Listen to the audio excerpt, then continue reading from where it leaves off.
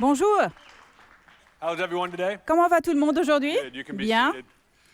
Well, Eh bien, how many 49er combien de fans do fans we have in des here? 49ers avons-nous ici? So we need to intercede. Alors, It's that time of year c'est cette période de l'année où nous devons intercéder et vraiment soulever l'équipe de Dieu. Parce que American The football. Super Bowl is in Parce que le sight. Super Bowl est en Any vue. Seahawks Et fans y a-t-il in des here? fans des Seahawks ici? I don't know if you know this, but Je ne there's sais pas another si vous le church for savez, you. mais il y a une autre église pour vous. down the road. Elle est juste en bas de la route. I don't know Je ne why sais pas you're pourquoi here, vous êtes to be ici. honest with you. Pour être honnête avec vous. Vous n'avez pas reçu la lente à la porte, So peut-être. extend a hand that Alors, direction. tendez une main dans cette direction, s'il vous plaît. Grab your neighbor's hand. Je ne plaisante pas, moi. I'm not kidding. Je I'm suis being totalement totally sérieux serious là. right now. We are Prenez la going main to de pray votre for the voisin. 49ers. Nous allons prier pour les 49ers. In the midst Merci, of two Jason. people, Jesus Là où stands. deux ou So, trois sont rassemblés, in Jésus Jesus' est name, we pray for the au milieu d'eux. 49ers to crush Donc, au nom de every Jésus, opponent. nous prions pour que les 49ers écrasent tous leurs adversaires, leur arrachent le cœur et gagnent chaque match jusqu'au championnat du Super Bowl. Et tout le monde a dit Woo, I feel Amen. lighter. Je me sens So plus much léger, better. je me sens tellement mieux. Anyway, hey, it's good Eh bien, to see c'est you bon all. My de dad vous says voir hello. He's in tous. Mon Asia. père He's here dit for another bonjour. week. Il You est guys en say hi. Asie. Il y sera encore une semaine. Est-ce que vous lui dites salut ce matin? Très bien, je lui ferai savoir. He says hi. Il vous dit salut et je lui ferai savoir. D'accord. Eh bien, je suis excitée de partager ce matin. En fait, je voulais que le message de la semaine dernière soit le premier message de 2020, mais je me suis précipitée et j'étais un peu trop excitée. Si vous n'étiez pas ici la semaine dernière, je vous encourage vivement à retourner chercher le podcast. Et au fait, les podcasts sont gratuits. Et si vous regardez en ligne ou si vous entendez éventuellement ce message sur podcast, je vous encourage à y revenir de l'écouter. Le titre du message de la semaine dernière était le nouveau chrétien. C'était une conversation. J'ai demandé à tout le monde dans la salle de converser avec moi, de poser des questions, de se poser des questions aussi et de s'engager avec moi pendant que je parlais la semaine dernière. Parce que je sens que le Seigneur nous amène de la version 1.0 à 2.0. Nous avons commencé à parler un peu de ça la semaine dernière et ce fut un plaisir d'entendre de notre équipe et différentes personnes ici et en dehors d'ici aussi, juste entendre ce que nous ressentons que le Seigneur fasse. Et une des choses que nous avons vraiment mises en évidence, je veux faire une révision rapide. Une des choses que nous avons vraiment soulignées est que parfois dans l'espace de la religion et de la foi on peut se retrouver dans un endroit qui est bien, mais qui n'est pas non plus notre destination. Et on peut se retrouver dans un endroit de noir et blanc, un endroit où on sait que ce qui est bien et ce qui est mal. C'est un bon endroit pour être, d'avoir une idée clair du bien et du mal, de savoir ce qui est vrai et de ce qui est faux. Mais si nous ne faisons pas attention, nous pouvons devenir incroyablement critiques et condamnants si nous ne développons pas notre empathie et notre compassion. Donc, nous en avons parlé et nous nous sommes mis au défi la semaine dernière. Aussi profonde que soient mes convictions, je veux que mon empathie, ma compassion et ma gentillesse aillent plus loin. Car souvent, quand on retire cela de l'équation, nous devenons les meilleurs lanceurs de pierres de la terre. Et nous avons donc commencé une discussion avec une analogie du royaume plein de couleurs. Il n'est pas seulement en noir et blanc. Maintenant, comprenez que ces deux couleurs, noir et blanc, sont dans le royaume. La vérité, le faux, le bien et le mal.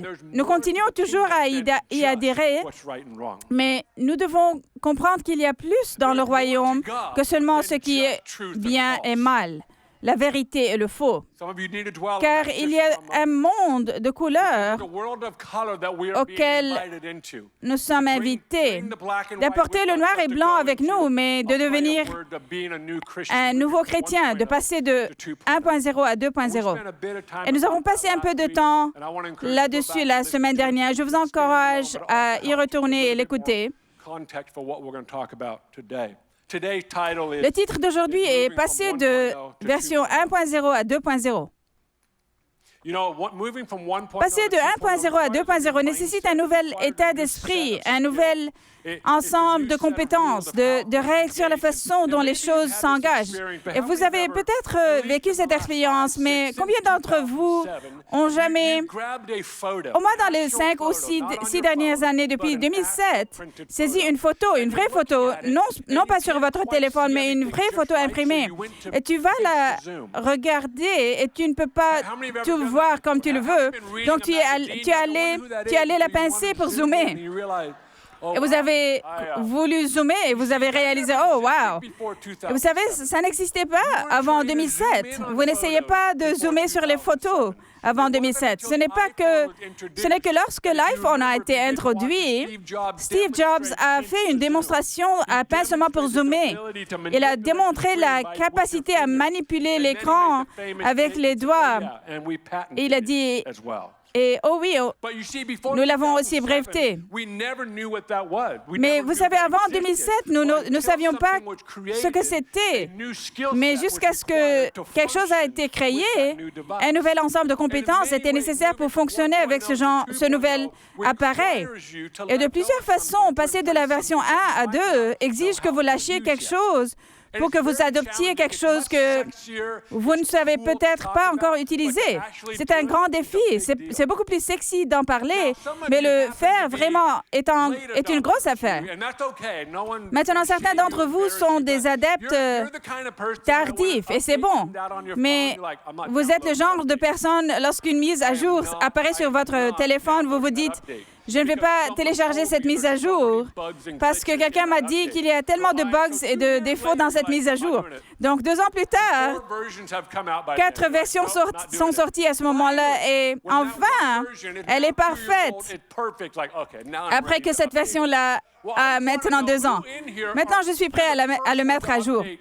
Je veux juste savoir ici... Qui ici sont les premiers à mettre à jour des trucs sur votre téléphone?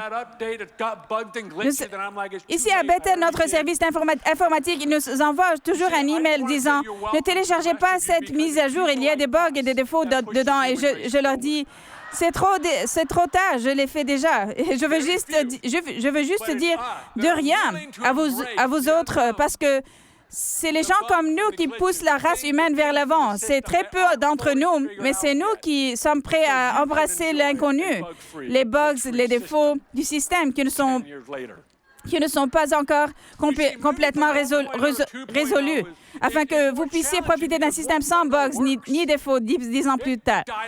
Passer de 1 à 2 est plus difficile parce que la version 1 fonctionne.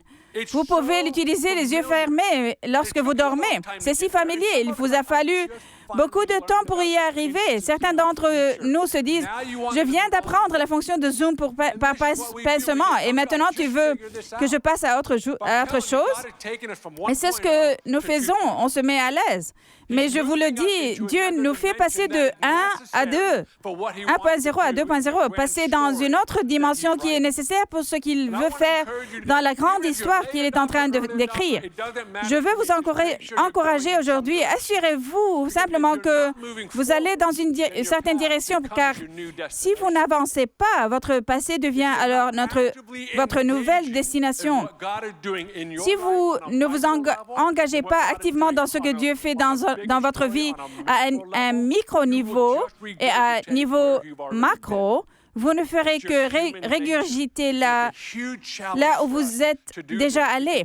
C'est juste la nature humaine. C'est un énorme défi pour nous de faire cela parce que nous sommes si à l'aise dans la version 1.0. Je crois que le Seigneur nous fait entrer dans le 2.0, les nouveaux chrétiens. Jésus était l'homme le plus pur, le plus moralement sensitif sur terre, et il était aussi l'homme le plus prévenant, le plus gentil, le plus compatissant. Et je crois que c'est l'année où l'Église peut entrer en scène et être cela. Si vous avez vos Bibles, passez avec moi au chapitre 2 des Éphésiens. Nous allons lire un grand passage de là. Éphésiens chapitre 2, nous allons lire les 8 premiers versets et puis Verset 10. Quant à vous, vous étiez morts à cause de vos fautes et de vos péchés que vous pratiquiez autrefois conformément à la façon de vivre de ce monde, conformément au prince de la puissance de l'air, de l'esprit qui est actuellement à l'œuvre parmi les hommes rebelles. Nous tous aussi, nous étions de leur nombre. Notre conduite était dictée par les désirs de notre nature propre. Puisque nous accomplissions les volontés de la nature humaine et de nos pensées, et nous étions par notre condition même destinés à la colère, tout comme les autres, mais Dieu. Combien d'entre vous connaissent que le mais de Dieu est grosse? Mais Dieu est riche en compassion à cause du grand amour dont il nous a aimés, nous qui étions morts. Regardez votre voisin et dites, nous étions morts en raison de nos fautes. Il nous a rendus à la vie avec Christ. C'est par grâce que vous êtes sauvés. Il nous a ressuscités et fait asseoir avec lui dans les lieux célestes en Jésus-Christ. Il a fait cela afin de montrer dans les temps à venir l'infinie richesse de sa grâce par la bonté qu'il a manifestée envers nous en Jésus-Christ. En fait, c'est par la grâce que vous êtes sauvés, par le moyen de la foi. Et cela ne vient pas de vous, c'est le don de Dieu. Verset 10. En réalité, c'est lui qui nous a fait. Nous avons été créés en Jésus-Christ pour des œuvres bonnes que Dieu a préparées d'avance afin que nous les pratiquions. Je crois en fait que l'Église a bien compris une partie de ce passage. Mais j'ai l'impression que là où le Seigneur nous amène, il nous amène en fait dans la signification plus profonde de ce passage. Si vous revenez en arrière, il dit « rendu à la vie avec le Seigneur Jésus ». Nous avons été rendus à la vie. Pourquoi? Parce que nous étions morts à un moment donné. Jusqu'à ce que nous disions oui à Jésus, que nous lui remettions notre vie, nous avons été rendus à la vie en Jésus-Christ. Nous n'avons pas seulement été rendus à la vie, mais nous sommes maintenant ressuscités avec Christ. Nous ne respirons plus seulement par terre. Nous étions maintenant ressuscités et debout. Je pense que la plus grande partie de l'Église est juste là. Je crois que là où il nous emmène, c'est dans une compréhension pas seulement intellectuelle, mais une expérience réelle de révélation autour de ce que cela ressemble d'être assis dans les lieux célestes. Pour certains, cela signifie ceci, un jour j'irai au paradis, mais si vous étudiez vraiment ce passage, c'est une affirmation très présente. Il s'agit d'une déclaration maintenant. Ce n'est pas une invention du genre, mec, il y a un royaume céleste. Non, vous êtes vraiment assis dans des lieux célestes en ce moment-là, dans l'éternité ainsi que dans le présent. C'est époustouflant parce que ça n'a pas vraiment de sens pour nos esprits humains. Mais une chose que nous savons bien, c'est que tout semble très différent du ciel. L'un des défis est que lorsque vous ne réalisez pas réellement que vous êtes assis dans les lieux célestes, vous êtes limité à une très petite perspective de ce que Dieu fait réellement et de ce qu'il veut réellement faire. Nous ne comprenons pas toute l'histoire de Dieu à moins que vous ne soyez assis dans des lieux célestes. Au cours des 100 à 150 dernières années, la plupart de l'Église occidentale est collée seulement à la chute et la rédemption. Mais elle a oublié la création. Elles oublient qu'il y a un moment de la restauration totale aussi. Et je veux vous proposer que le royaume est bien plus grand que la chute et la rédemption. Dieu écrit cette histoire massive. Lorsque vous êtes assis dans des lieux célestes, vous êtes capable de voir toute l'histoire. Le défi est que nous ne mettons l'accent que sur une partie de l'histoire, en oubliant qu'il y a la création jusqu'au moment de la restauration totale. Un chrétien 2.0 pense au réveil, à la transformation et la réforme. Pas l'une ou l'autre, ne disant pas celui-ci est plus important. Non, non. Ils sont tous une séquence. Le réveil, la transformation et la réforme. Ils nous mènent quelque part.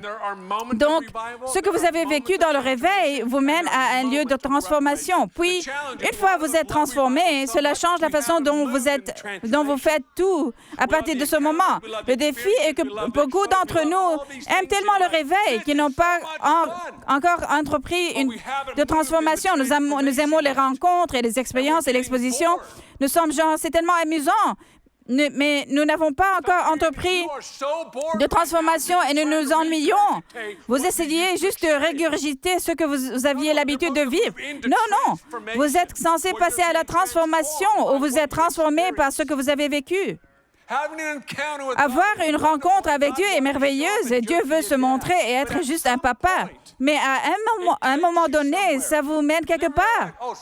Vous réalisez, oh, inscrivez-moi à cette tâche impossible, car j'ai rencontré le Tout-Puissant, l'Infini, l'Éternel.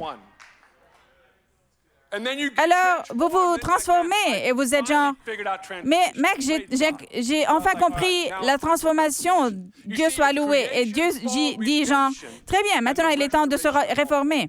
Vous savez, c'est la création, la chute, la rédemption et la restauration totale. Et le défi pour l'Église est que nous aimons occuper un espace, mais non pas vraiment avancer. Donc, 1 à 2, c'est vraiment dur parce que tu dois laisser tomber ce qui marche. La version 1.0. Et vous devez embrasser un monde où on se demande, cette fonction est-elle toujours disponible? J'aime vraiment cette fonction. J'adore cette fonction. Imaginez si nous prenions encore des photos imprimées aujourd'hui.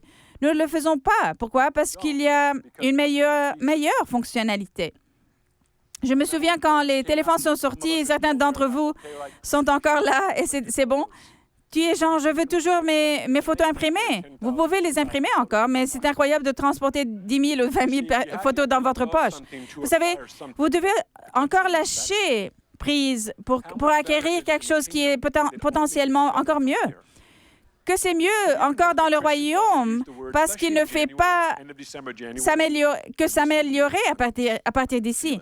Avez-vous jamais remarqué que les chrétiens aiment utiliser la parole, surtout en janvier? Mec, c'est l'année de l'abondance, je peux le sentir, c'est l'année de l'augmentation.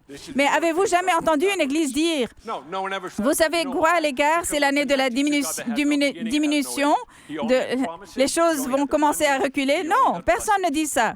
Jamais. Vous savez pourquoi? Parce que nous sommes connectés à un Dieu qui n'a ni un début ni une fin. Il n'a que des promesses, que de l'abondance, que des bénédictions. Alors, c'est pour ça qu'on parle de cette façon. Il ne s'agit pas seulement d'une attitude optimiste et positive que nous avons lue dans un livre quelque part. Non, c'est ainsi que le royaume fonctionne, de gloire en gloire. C'est comme ça qu'on pense et qui nous sommes. Donc, comprendre que passer de la version 1.0 à la version suivante, lâcher prise est un défi, mais si vous pouvez apprendre à entrer dans la version 2.0 dans les bugs et les défauts qui seront éventuellement résolus, devinez quoi? Vous venez d'entrer dans une plus grande réalité, une dimension.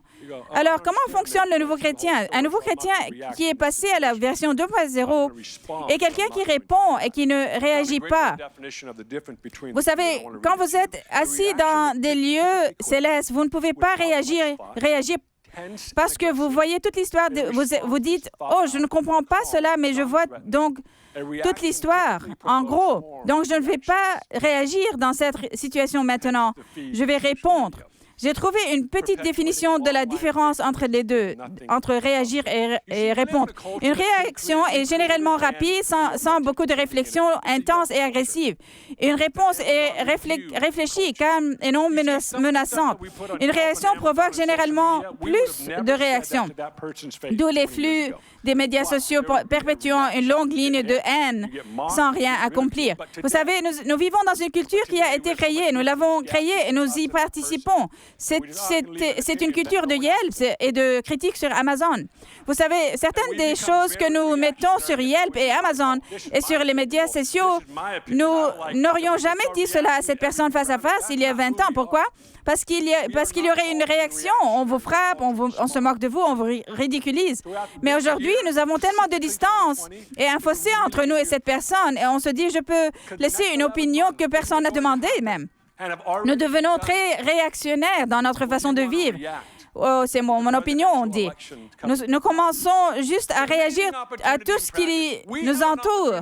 Ce n'est pas qui nous sommes. Nous ne sommes pas appelés à être réactionnaires. Nous sommes appelés à répondre. Cette année, plus précisément en 2020, c'est une très bonne année pour pratiquer cela. Au cours des 11 prochains mois, des choses vont se passer et vous voulez réagir. C'est une opportunité et un entraînement incroyable pour nous. Cette année, d'être un exemple éclatant de savoir comment répondre et non pas réagir. Nous avons l'occasion de démontrer réellement à nous-mêmes et à tout le monde. C'est ainsi que nous répondons. Nous la faisons de la manière X, Y et Z. Nous ne réagissons juste pas sur un coup de tête parce que ça fait du bien et ça aide mon insécurité à ce moment-là. Alors, posons la question suivante. Comment passer de la réaction à la réponse? La première chose que vous devez faire est de prendre une décision maintenant que vous n'allez pas réagir. Je sais que c'est banal, je sais que c'est simple, mais vous allez rentrer chez vous aujourd'hui et commencer à faire défiler votre flux sur les médias sociaux et quelqu'un va poster un commentaire, quelqu'un va poster une photo ou va dire quelque chose ou toutes ces choses vont se reproduire et vous allez juste vouloir donner votre avis sur la question et réagir à la question. Non, prenez une décision aujourd'hui. Je ne vais pas réagir à ce qui me confronte. C'est la première chose. Prenez une décision aujourd'hui. Je ne serai pas une personne réactionnaire. Je vais répondre. Je saurai comment donner une réponse. Et la deuxième chose est de laisser tes émotions te traverser. Certains d'entre vous ont besoin de beaucoup de temps pour laisser passer leurs émotions. Mais souvent, on essaie de répondre en disant « Je sais que je suis émotif maintenant, mais je veux faire de mon mieux pour donner une bonne réponse. » Eh bien, quelque part là-dedans, il va y avoir un petit coup parce que ça vous aide à vous sentir un peu mieux. Je veux vous encourager. Ne donnez pas de réponse avant que toutes vos émotions aient été traitées. Maintenant, une fois que vos émotions vous ont traversé, essayez de trouver un mot pour décrire comment vous vous sentez et comment vous allez à ce moment. J'ai peur peut-être, par exemple, je suis vraiment en colère. Et si vous avez de la difficulté à trouver un langage qui correspond à ce que vous ressentez réellement, trouvez quelqu'un qui peut vous poser de très bonnes questions. Une fois que vous commencez à faire cela, former cela, vous pouvez alors former une réponse si nécessaire qui est réfléchie, gentille et avec beaucoup de conviction. Répondre n'est pas très faible, n'est pas être faible. Il est juste fait de façon beaucoup plus éloquente et à mon avis, beaucoup plus semblable à Jésus. Quand vous étudiez la vie de Jésus, il a eu des occasions étonnantes de réagir, mais il semblait très bien réussir à simplement répondre. Je crois que cette année est l'occasion pour nous de passer de la réaction à la réponse. La chose suivante dont je veux parler, c'est qu'en 2.0, il y a un nouveau langage. Une nouvelle langue accompagne de nouveaux territoires.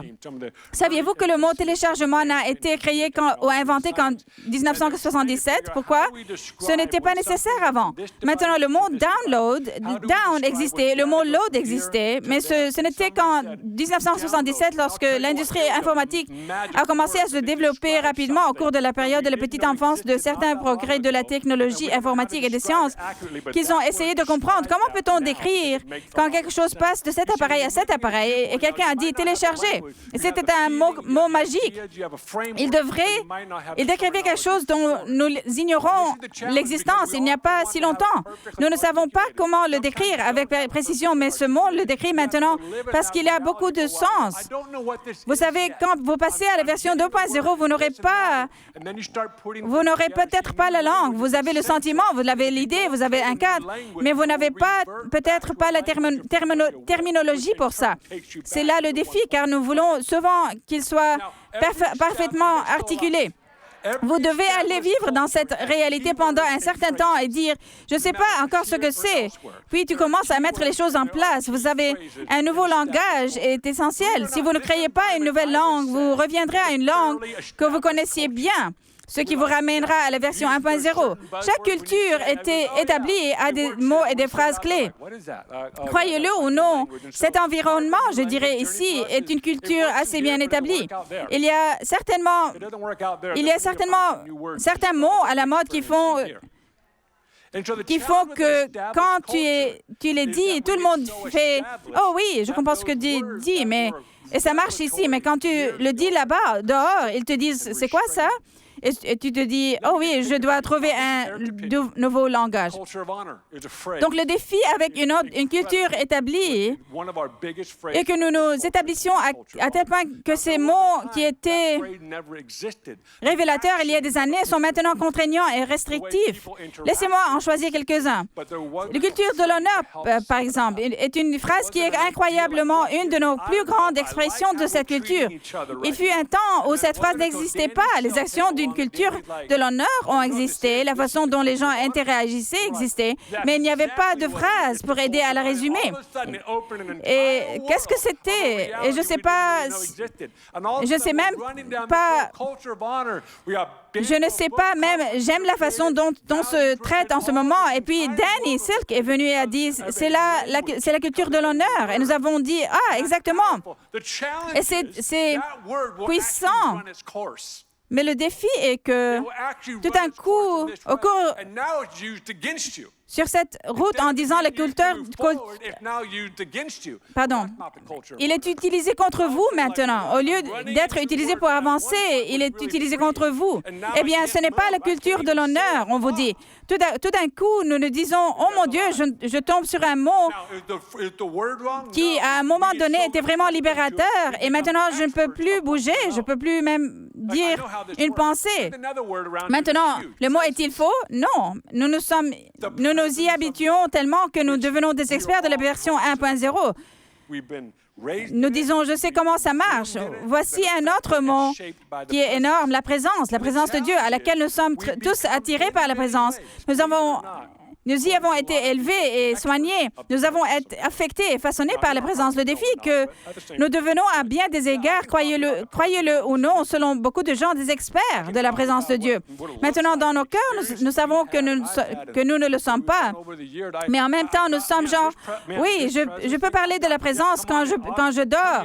Je peux parler de ce à quoi ça ressemble, des expériences que nous avons vécues et de ce que nous avons fait au fil des années. Mec, viens ici, je vais te faire un grand tour de la présence de Dieu. Nous devenons des experts, mais nous oublions souvent qu'il y a, en fait, plus que notre expérience et notre compréhension actuelle de la présence.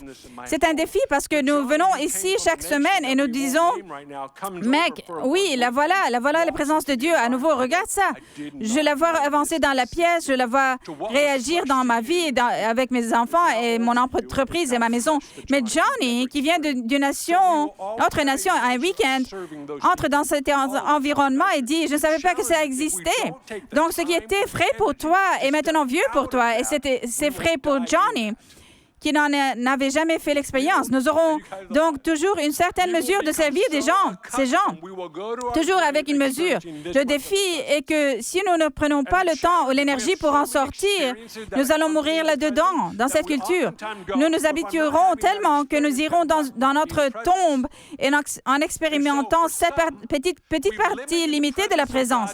Le défi est que nous avons tellement d'expériences qui accompagnent la présence que nous disons souvent, eh bien, si je n'ai pas cette expérience, ce n'est donc pas la présence de Dieu. Donc, pour certains, nous avons limité la présence de Dieu à là où quelqu'un doit tomber ou renifler ou manifester. Ils doivent faire des choses que j'ai déjà vu. S'ils ne le font pas, ce n'est pas la présence. Alors parfois, on va dans un rassemblement et quelqu'un tombe et nous disons, voici la présence. Et elle n'était pas là avant que cela n'arrive et cela devient la norme. Genre, oui, la présence. Oh, personne ne pleure encore, alors Dieu n'est pas là encore, ce n'est pas arrivé. Alors, on s'y met, et enfin, quelqu'un pleure. Et nous disons, oui, voici la présence. C'est finalement montré dans la salle. Maintenant, je ne me moque pas de ça. Je dis simplement que si nous ne bougeons pas et n'apportons pas cela avec nous, nous allons rester là et très longtemps dans la version 1.0. Finalement, nous allons revenir en arrière et recréer de vieilles expériences. Nous devons donc nous poser des questions très difficiles. Quelle est la présence de Dieu? Je crois que c'est que j'en ai un aperçu, mais je suis prêt à admettre que je ne sais pas tout, que peut-être que nous n'avons même pas gratté la surface. Vous devez venir à cet endroit en tant que personne et que leader et disciple de Jésus et dire, mec, il y a tellement plus. Je pensais avoir compris, mais je sais qu'il y a tellement plus dans la présence que ce que j'ai vécu ou compris et ce que qu'on m'a enseigné.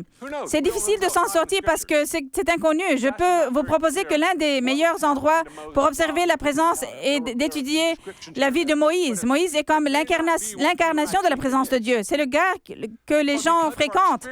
Il est descendu de la montagne en rayonnant. Il portait un voile, pardon. Il montait et vivait ses rencontres avec Dieu. Selon le courant d'où vous venez, vous imaginez déjà ce que c'était sur cette montagne. Je suis très passionné par 2.0, mais je ne déshonore pas la version 1.0. La version 1.0 est le fondement de la direction que nous prenons. Le défi est que nous pensons Moïse était soit en train de morfondre, de pleurer, de manifester, de rire ou de trembler. Peut-être, je ne sais vraiment pas, mais nous devons comprendre que Moïse expérimentait en fait intellectuellement la présence de Dieu. Ce n'est pas seulement une manifestation physique, bien que cela en fasse partie. Il était rayonnant. Mais permettez-moi de vous proposer qu'il existe une autre mesure de la présence de Dieu où il rencontre votre intellect. Nous avons été promis la pensée de Christ. Il te rend plus habile, plus intelligent. Il rencontre ta pensée. Et Moïse a rencontré un téléchargement du ciel. Il conversait avec Dieu dans une conversation intellectuelle complète. Et Dieu façonnait l'avenir de la race humaine par l'intermédiaire d'un homme nommé Moïse. Il a dit, Moïse, c'est à ça que ça ressemble quand les gens me disent oui. Il commence à télécharger et je pense que c'est si bouleversant pour Moïse. Il brillait à cause de cela et les gens ne pouvaient pas le supporter parce que c'était bien au-delà de ce qu'ils pensaient que Dieu était. Je veux vous défier. La présence de Dieu est ceci, la version 1, mais aussi 2.0. Je crois que le Seigneur nous amène à des expériences, des rencontres que nous n'avons jamais eues auparavant. Et en fait, je crois de tout cœur qu'être en présence de Dieu devrait vous rendre plus intelligent et plus habile. Ça devrait faire de toi un génie. Ce n'est pas pour certains d'entre vous. Non, c'est pour tout croyant qui lui a dit oui. Étant en présence de Dieu, Dieu vous donnera en fait la pensée de Christ. Parce que c'est promis dans les Écritures, vous avez la pensée de Christ. Je veux vous défier. Certains mots sont libérateurs jusqu'à ce qu'ils aient suivi leur cours et ils deviennent contraignants et restrictifs. À ce point, tu dois trouver un nouveau langage. Il faut casser les définitions de ces mots et commencer à en ajouter au lieu de te contenter de ta propre définition. Certaines des lignes attachées à ces mots doivent être revues et regardées différemment. Il y a des expressions courantes dans une culture établie. C'est ce que nous faisons, est une de ces expressions. Une autre expression courante est, nous disons, c'est notre culture. C'est ainsi que nous fonctionnons. Une autre qui est très courante dans une culture établie est, ce sont nos valeurs fondamentales. Je veux dire, ne vous écartez d'aucune d'entre elles, car ce sont nos valeurs fondamentales. Elles ont été testées et éprouvées. Et le défi est que si c'est une vraie valeur fondamentale du royaume, elle transcende le temps. Si ce n'est qu'une valeur humaine fondamentale, c'était pour cette saison seulement. OK, c'est qui calme ici, et j'adore ça. Si c'est une vraie valeur du royaume, nous devons comprendre qu'elle transcendera cette ère et la prochaine aussi. Pourquoi? Parce que tout dans le royaume transcende tout le temps et l'espace. Pourquoi pensez-vous que la Bible est si pertinente pour chaque vision du monde qui existe et pour chaque situation humaine qui ait jamais existé? Pour tous les groupes de personnes qui ont jamais été sur Terre. pour chaque rue, chaque ville, chaque nation qui a jamais existé. Pourquoi? Parce qu'elle transcende le temps. Si c'est une valeur du royaume, alors, elle vient avec nous en 2.0. Ça ne nous limite pas. Comment savoir si nous sommes coincés dans nos propres traditions réussies ou partiellement coincés dans notre propre culture que nous avons créée? Comment savez-vous si votre succès est devenu votre grand ennemi? C'est quand vous commencez à répéter. Quand on n'a rien d'autre à dire. C'est quand la fonction copier-coller devient votre meilleur ami. Je ne sais pas, j'ai perdu ma créativité, on dit. J'ai perdu mon originalité, j'ai perdu ma capacité à rêver. Donc, je vais juste regarder autour de moi et dire, « Oh, cela marcherait. » Et je vais le copier-coller juste ici. Je pense que nous sommes appelés à quelque chose de plus grand que cela, à être originaux pour le reste de notre vie, à faire quelque chose qui n'a jamais été fait auparavant. Alors, que faisons-nous? Quelle est notre prochaine étape? Où allons-nous d'ici? Nous avons besoin d'une nouvelle langue pour une nouvelle frontière. Nos mots vont créer une culture et ils créent un autre monde. Ensuite, nous devons être prêts aujourd'hui à laisser tomber la 1.0 et à appuyer sur le bouton de mise à jour pour passer à la 2.0. Et si tu te prends la tête avec mon langage, une autre façon de voir les choses serait les outres à vin, l'exemple biblique, passer d'une outre à vin à une autre outre. Nous devons comprendre que les Écritures ont certains mots qui expriment le contexte de leur temps. Comme à Los Angeles, mon ami a dit, on ne peut pas vraiment dire parler des moissons à Los Angeles parce que personne n'a jamais vu un champ. Il lève les yeux, il ne voit pas des champs, il voit des bâtiments, des maisons et la banlieue. Voici le point, il y a d'autres langues, d'autres mots à décrire. Jésus parlait à la foule. Et il y a un verset en Matthieu qui dit et il ne lui parlait pas sans parabole. Jésus trouvait un langage pour aider à décrire une réalité dont il n'était pas encore conscient, la foule. Je crois que nous avons besoin d'un nouveau langage pour une nouvelle frontière. Donc, si vous lâchez la version 1.0, nous serons introduits à une nouvelle langue. Veuillez vous lever avec moi, s'il vous plaît. Si nous n'allons pas en avant, notre passé devient notre destination. Alors, je veux prier pour vous. Ensuite, nous donnerons une invitation pour certaines personnes dans la salle. Père, nous te remercions pour l'endroit où tu nous emmènes. Tu nous aides à entrer dans une nouvelle ère de ce que signifie être un disciple de Jésus-Christ. Je prie pour que cette année, nous soyons connus comme un peuple, comme Église et comme famille, qui ne réagit pas, mais plutôt qui répond. Je prie pour qu'à la fin de cette année, les témoignages soient conformes au sens, qu'ils ne se sont pas collectivement maintenus ensemble, qu'ils se sont collectivement maintenus ensemble et n'ont pas réagi face à l'adversité, aux moqueries, aux insultes et aux malentendus. Mais au lieu de cela, ils ont été réfléchis, gentils et dans toutes leurs réponses.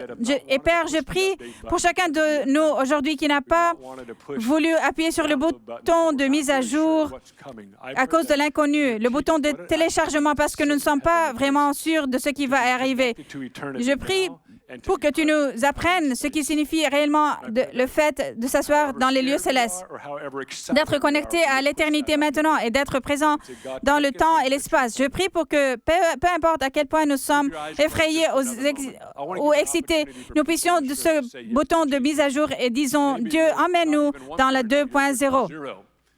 Gardez les yeux fermés juste un moment de plus. Je veux donner l'opportunité aux personnes présentes dans cette salle pour dire oui à Jésus. Peut-être que tu n'es même pas dans la version 1.0, tu es juste à 0 et tu réalises quoi que ce soit, j'en ai besoin. Peut-être que tu es dans cette salle aujourd'hui et que tu n'as jamais vraiment donné ta vie à Jésus. Tu ne t'es jamais repenti repentis de tes péchés. Tu ne t'es jamais rendu à un roi. Nous vivons à une époque qui nous enseigne que vous pouvez vivre ici et vous n'avez pas besoin d'un roi. C'est faux. Le roi Jésus est venu et a donné sa vie pour vous, pour nous, afin que nos péchés soient pardonnés et que nous puissions être assis dans les lieux célestes, passer l'éternité avec lui. Donc, si vous êtes dans cette salle et que vous n'avez jamais donné votre vie à Jésus et que vous voulez faire cela ce matin, je veux vous demander de lever la main. Alors, allez-y et levez la main. Je vois un par là. Très bien. Quelqu'un d'autre? Je vois une autre main là. Dernière. C'est génial. Dieu soit loué. J'ai 2 personnes, j'ai vu un jeune enfant et un homme qui ont donné leur vie à Jésus. Je voudrais vous demander de faire quelque chose d'audacieux. Nous avons une équipe ici, juste ici. Si vous pouviez prendre vos affaires rapidement avec vous, s'il vous plaît. La famille peut venir et cet homme-là, si vous pouvez venir et rencontrer notre équipe ici. Chère Église, accueillons-les pendant qu'ils viennent, s'il vous plaît. Dieu soit loué.